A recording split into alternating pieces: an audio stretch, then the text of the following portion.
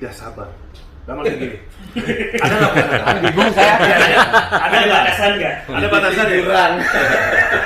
Kan gini, Ustaz kan nalurinya manusia itu kan pasti ingin ngebalas. Naluri. Ada nggak Pak Ustaz momen-momen yang boleh deh, nggak hanya sekedar sabar, maksudnya menyerahkan kepada Allah ya, tapi tindakannya juga diperbolehkan tuh apa-apa ketika perang misalkan, atau dalam wujud kekiniannya apa? Ya kalau sebenarnya membalas itu sih boleh, tetapi masih dalam bentuk wajar. Membalas itu boleh tapi dalam bentuk wajar. Wajar itu kan begini nih. Gimana? Kita itu kalau dipukul boleh lah mukul, kasarannya seperti itu. Kalau dia mukul 3 kali cukup 3 kali. Atau sekali tapi malah bablas kan. Tapi itu kan saya nggak bilang ya maksudnya ya. Tapi lebih baik itu sabar. Orang sabar ini kan sebenarnya dia bisa balas tapi dia tidak lakukan. Kenapa kamu nggak lakukan? Saya mending saya dekat sama Allah daripada saya harus membalas dia. Jadi cara Allah aja yang... Iya, karena dengan saya tidak membalas dia, dengan saya tidak takut, dan saya tidak takut sama dia, tapi saya tidak mau membalas. Nah ini adalah penilaian lebih dari Allah Ta'ala sebenarnya. Contoh umpamanya saya nih, ya jujur. Saya tuh dibully sama orang. Nih, saya datengin orang itu, saya pukulin, itu bisa kok. Saya bela diri bisa, main pedang bisa. Apa sih? Saya bilang membalas omongan dia, insya Allah bisa. Kelemahan dia di mana? Saya ngerti. Dari titik itu sebenarnya saya mampu insya Allah. Tapi kenapa saya nggak balas? Karena dia saudara saya, nggak boleh. Saya waktu itu yang mau balas, Pak Ustadz nggak boleh juga. Ya nggak usah. Nah, di sini ada sesuatu hal yang mau saya sampaikan bahwa bukan sakit hati, bukan yang kita cari itu akhiratnya, ya. Bukan duniawinya. Kan begitu. Kalau kita membalas kan duniawi. Kan itu duniawi walaupun kita benar. Kita dipukul, kita balas mukul, itu duniawi walaupun dibolehkan. Tetapi ya tetap Allah, banyak ayat yang seperti itu, tetap orang yang sabar, yang disukain oleh Allah. Sudah jelas gitu, Mas. Jadi kita ambil yang titik itu. Enggak, saya enggak takut. Enggak, siapapun. Pernah kok orang itu saya datengin orang itu di depan. Ngomong apa gitu? Ngomong. Saya takut. Enggak. Jadi dia nih takut. Nah, iya, kan saya lihat aja wajahnya kan gitu ya. Kelihatan emang nggak bisa ngomong. Nah itu kan memperlihatkan bahwa dia hanya berani di titik itu. Kalau memang dia tuh mau tabayun mamanya, lo tabayun tuh ngomong dulu. Pesen kayak di mana? Tolong deh saya minta maaf sama siapa mamanya, Mas Bobi atau Ustadz Hilman atau ke saya. Tolong saya minta maaf, saya sudah ini. Loh, itu saya masih acungin jempol. Keren. Tapi ngomong dulu. Bukan mau ketemu, udah disebarin. Mau ketemu, lah mau ngapain dia? Orang udah disebarin. Nah, minta maaf di YouTube pun kagak. Lah berarti dia kan nggak ada niatan baik. Dia tidak sadar bahwa dia itu sebenarnya merusak saudaranya sendiri. Nah, orang seperti itu sombongnya minta ampun. Gitu. Loh, sombong itu banyak karakternya. Sombong tentang hartanya ada. Sombong tentang istri yang cantik ada. Sombong tentang suami yang soleh. Sombong tentang punya suami soleh itu ada. Sombong tentang ilmu agamanya. Ilmu itu kan baru dititipin sama Allah Ta'ala. Ilmu yang hafal itu kan dititipin oleh Allah Ta'ala. Kalau dititipin itu kita baru seperti TV itu loh, seperti komputer aja. Jadi belum bisa masuk diamalkan beneran. Paling yang kita amalkan baru apa? Baru sholatnya, puasanya, ya, ngasih ilmu yang dititipin itu, ngasih ilmu yang dititipin. Kan gitu. Yang ngamalin itu yang gimana? Ya baru sholat, baru puasa, baru baca Quran, itu ngamalin.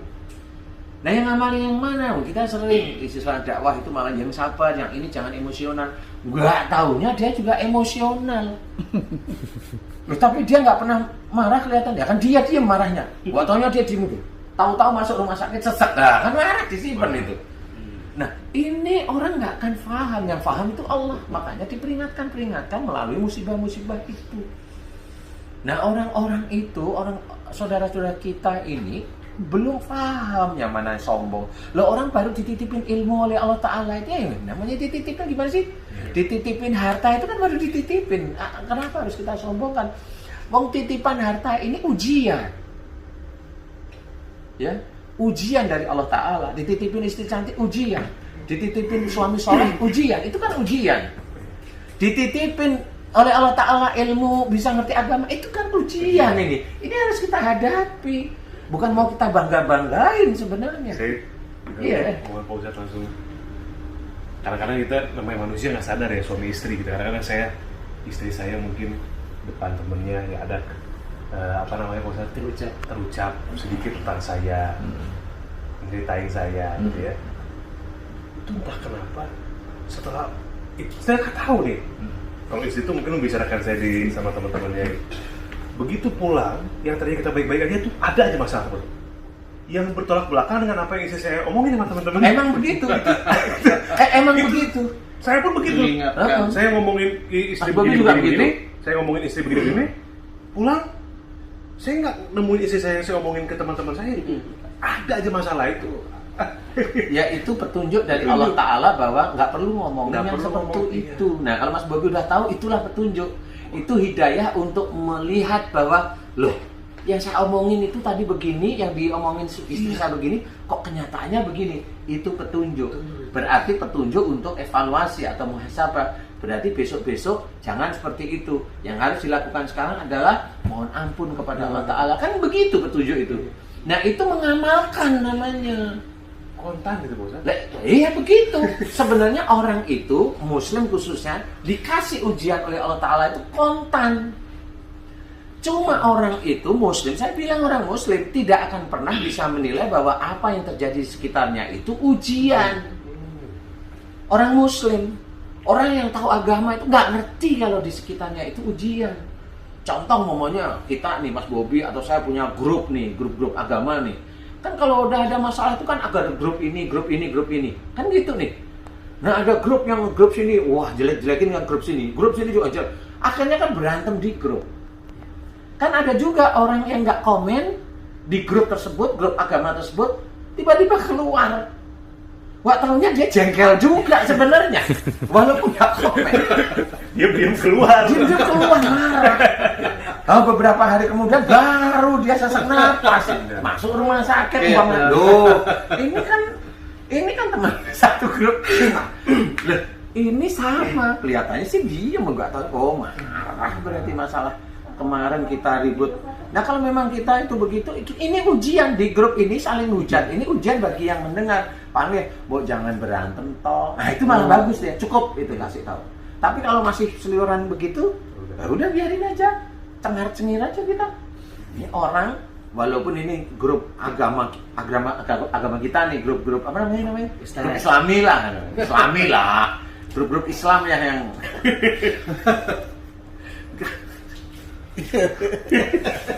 Iya grup lah ya. Nah itu juga grup WA.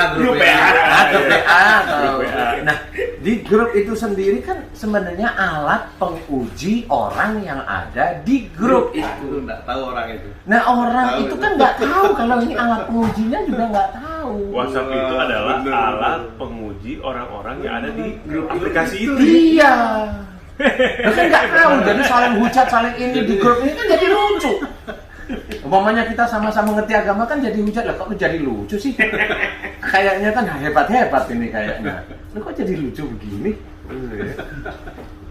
Kan begitu harusnya itu ya udah tenang. Yang kalau masih emosional kan kelihatan. Ini orang umurnya berapa sekian, oh masih emosional normal. Ini orang omongannya begini, umurnya berapa? Wah ini udah lebih dari 40 tahun, 50 tahun. Kok masih marah? Ya normal. Saya anggap normal aja kan manusia, namanya manusia kan normal gitu loh Mas. Nah ini itu harusnya dipikirin gitu. Bukan jadi ada di grup yang kita sendiri, umpamanya kita punya grup, ini biasa ya grup-grupan itu. Sama nih kayaknya Ustadz Hilman dengan grup dakwahnya. Ada yang hobinya nge-share, dia dakwah, dia ngomong, nulis itu di-share aja. Lah maksudnya apa ya? Kan semuanya kan dakwah semua, kok dia nge-share punya dia sendiri. Lah itu maksudnya itu apa? Jadi Dia sendiri umpamanya nggak cuma dia itu cuma sarjana agama, tapi dia ngomongnya dokter, tapi begitu jadi lucu gitu. Ustaz pernah ngupload Zaman Kolbu nggak tiap hari? Nggak pernah. Saya nggak pernah. Saya itu malu malah. Zaman Kolbu Malu saya itu. Makanya bukan apa-apa ya, saya malu gitu loh. Kecuali ada yang yang WA japri gitu. Kalau di grup itu malu. Personal gitu ya. Iya. Jangan Kecuali di ngomong gitu. YouTube ya. Ini Ya, Instagram itu kan umum gitu kan. Ya, umum ya kita umum. Orang bisa mendapatkan manfaat. Ya, umum ya umum. Umum apa yang orang itu membutuhkan itu ya kita jawab di Kita situ. share. Kebaikan-kebaikan. Kebaikan. Umumnya umum, gimana sih orang itu bisa asam urat? Emang banyak ada tuh yang bisa jawabku. Asam urat dari mana? Kan nggak bisa yang asam urat dibacain ini bacain, nggak bisa. Paling karena emping udah ya. Oh nggak bahkan emping pun kena asam urat gitu ya. Kan gitu ya. Empingnya salah. Kolesterol tinggi, padahal dia itu jarang makan daging, kolesterolnya tinggi. Nah, jawab coba.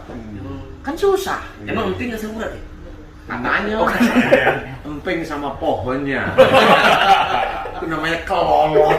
Kalau pohonnya asam karena Jadi yang umum-umum kita itu menerangkan apa yang dibutuhkan orang. Kesehatan itu dibutuhkan hampir semua manusia, yang muslim, yang non muslim itu dibutuhkan. Ayo kita share, Motivasi. memberikan motivasi boleh. Nah, suatu ketika kalau ada yang dia membuli di channel YouTube kita, ya senyum aja. Senyum, nah memang begitu. Nah karena dia tuh nggak pernah asam urat kan, jadi nggak bisa ngomong dia. Dia belum pernah kena kanker kan nggak bisa ngomong dia. Kalau dia belum pernah kena santet kan nggak bisa ngomong dia. Gimana rasanya kena santet? Kan gitu. Kan gitu ya. Dia juga belum pernah masuk neraka, jadi dia nggak tahu cerita tentang neraka itu bagaimana. Kan? Oke. Saya mau tanya Pak Ustaz mengenai hadis Aman nggak tadi. ini? Aman. Mengenai hadis tadi itu ya, yang orang memfitnah, akhirnya menjadi dosa jariah.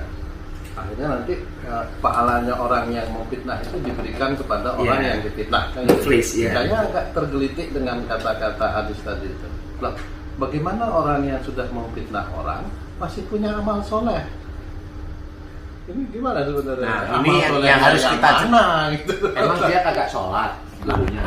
Artinya kan amal kebaikan dia bisa menghapus keburukannya dia kan gitu. Iya. Kalau dia untuk dihapus untuk keburukan dia lagi, kapan dia sempat punya amal soleh? Itu kira-kira yang saya mau tanya. Sebenarnya begini, kalau orang itu sudah memfitnah orang lain, itu udah kehancuran akhiratnya dia. Titik itu maksudnya. Itu sudah tidak ada amal soleh. nggak tahu itu. Kita nggak usah bahas itu. Intinya adalah kan kalau itu dikasih nanti. kalau orang itu mamanya dia sholat, anggap aja sholat, tapi di sholatnya dia setelah sholat dia riak, dia sombong, dia ujub. Dia baca Quran nih, setelah baca Quran dia upload, dia ujub, dia riak di situ. Ya, dia punya istri cantik, dia upload nih, istri saya cantik nih, istri kamu itu kayak apa? Halah, rumah. Kan gitu nih. Kalau punya istri yang nggak cantik nggak berani ngupload. Karena ngakuin kalau istrinya nggak cantik. Berarti upload terus atau gimana Mas? Yang diupload itu adalah istri orang lain. Jadi intinya adalah kalau dia melakukan sesuatu kebaikan tapi ada ujub, ada riya. Ini orang muslim rata-rata kalau dia sudah melakukan ujub dan riya biasanya lupa dia mohon ampun. Itu kunci. Kunci yang selama ini saya amati. Orang yang telah sombong dia nge-share dengan ini, dia lupa apa yang dia nge-share betul untuk ilmu atau untuk apa? Kalau dia jawab untuk ilmu mamanya. Di sini kan semuanya dakwah, ilmu mana? Ya. Tempatnya cocok tidak? Nah, Gitu tempatnya cocok enggak? Itu kan harus difikirkan sebenarnya. Atau dia berpikiran bahwa saya lebih tinggi dari teman-teman saya, itu kan nggak tahu nih. Nah itu ujub riya itu di titik itu, atau bahkan sombong itu di titik-titik itu. Orang nggak akan tahu, yang tahu siapa Allah. Tapi dengan gaya seperti itu orang itu sudah bisa berpikir bahwa ini orang ada yang nggak beres nih kayaknya. Dia merasa bahwa dirinya itu pernah ini itu jadi lebih hebat daripada yang lainnya. Padahal hebat itu bukan pernah ini. Hebat itu bisa nggak kamu itu melakukan sesuatu kebaikan di mana tangan yang satunya itu nggak tahu. Itu cukup kok sudah. Kalau ini bukan tangan satunya, tangan orang lain tahu malahan. Tangan sekampung. Afrika telapak kaki telapak ini tahu nggak gitu. Tangan istri orang lain tahu. Dari kamu kalau ini. Jadi itu juga harus dipikirkan. Kita, nah ini kita aja ya, kita nih. Kita itu nih kadang-kadang kalau sudah sering masuk TV, itu di dalam hati dan pikiran pingin sekali cerita kalau kita itu merasa terkenal, walaupun cerita kita itu tidak saya sudah terkenal loh, enggak gitu. Itu kan ujub itu sebenarnya. Mau ngomong aja udah, itu harusnya istighfar. Dan gayanya Allah pada waktu kita mau ngomong, itu ada yang lain mau ngomong nih, kita mau di TV nih, ada orang lain motong nih, berarti itu petunjuk dari Allah, kita itu dihentikan, nggak boleh nerusin. Itu petunjuk Allah. Nah orang yang begitu itu kapan adanya? Nggak tahu. Kalau itu dihalangi oleh Allah Ta'ala, jangan sebutkan. Itu aja petunjuk. Itu petunjuk dari Allah Ta'ala. Sebarkan ini penting. Dan orang itu jangan malah nanti dulu saya mau ngomong, malah begitu. Kamu jangan motong. Sering itu di TV begitu. Saya bilang itu TV ngapain, bikin rusak otak lama-lama. Berarti kalau ada debat yang sampai ribut itu berarti Allah tuh wallahu alam berkali-kali mengingatkan jangan. Iya. Saling bungkam. Lah ya itu ya TV-nya, ya orangnya, ya produsennya, ya eksekutif produsennya, ya sutradaranya, ya Semuanya. ya yang floor direkturnya, ya kameramennya, kena itu semua. Pasti ngomong asik tuh yang kemarin asik-asik. Asik apanya? Apalagi saudara kita diadu situ, dan ngapain? Debat pintu masuknya setan ya. Nah, Kata Rasulullah itu. apa Pintu masuk, pintu keluar di mana? Ya kan pintu masuk ya kan? Ini kan pintu masuk Pak Haji. Kredit apa kredit? Itu tahu Pak Haji. Pertanyaan saya, sering nonton apa enggak Pak Haji? Malah ketawa kencang ya loh. Sering lewat pintu samping. Enggak, kalau Pak Haji Hasan bukan sering nonton, saya sering nguping. Di balik pintu. Jadi inilah yang harus kita sadari, bahwa petunjuk ujian Allah itu ada di sekitar kita, dan orang itu enggak tahu. Semua orang itu pengen benar aja. Di manusia, di depan TV, di YouTube, pinginnya benar. Jarang yang karena Allah Ta'ala. Jarang sekali karena Allah Ta'ala. Kalau dia pun mendalil pun itu akan menyerang saudaranya yang lain. Lah ngapain menyerang kalau memang dia itu dalilnya sudah benar-benar nyerang? Kalau dia memang mau duduk di situ, duduk aja, diam aja Pak. Menurut Bapak gimana? Menurut saya lebih baik diam aja kan, dari tadi ribut aja kan gitu. Biarin aja, Bapak kan diundang di sini. Biarin aja, saya jadi penonton kan nggak apa-apa. Saya nggak mau masuk neraka gara-gara ribut dengan saudara saya sendiri. Jawab aja begitu. Dia itu belum ada yang ngomong begitu ya.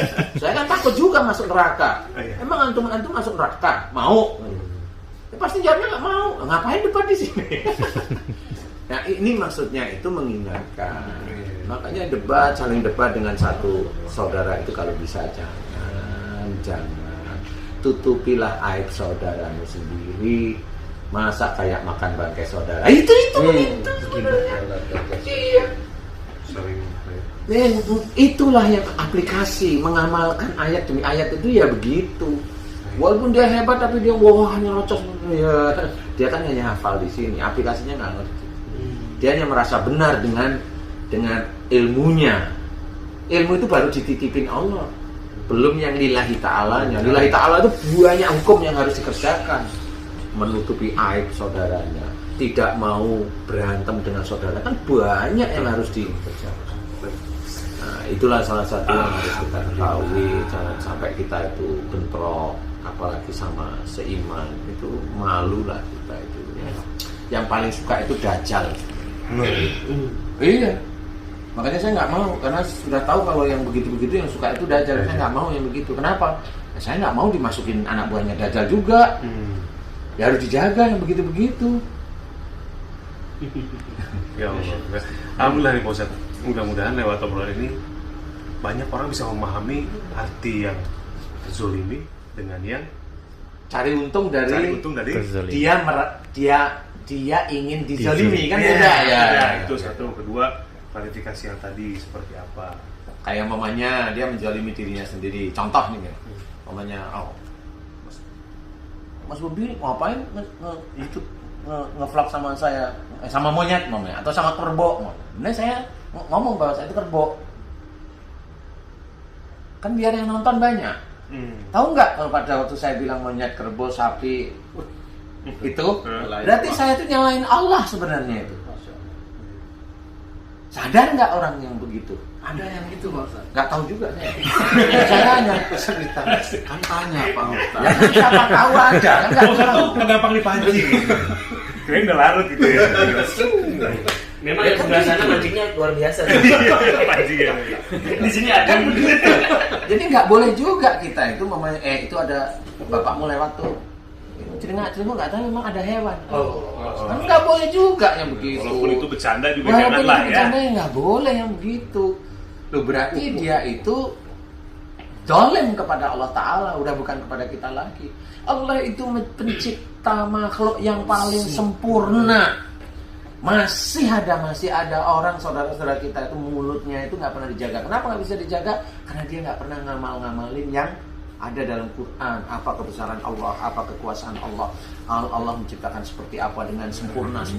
Saya bilang ada anak dilahirkan cacat sampai gedenya cacat, itu sempurna. Kalau saya tetap bilang, itu sempurna di mata saya. Ya kan cacat, itu kan di mata manusia.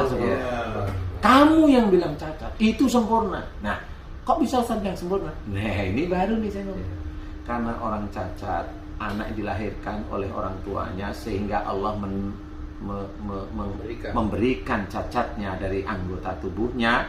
Itu berarti sebagai ujian orang tuanya, ada orang tuanya yang salah sebenarnya di hadapan Allah Ta'ala.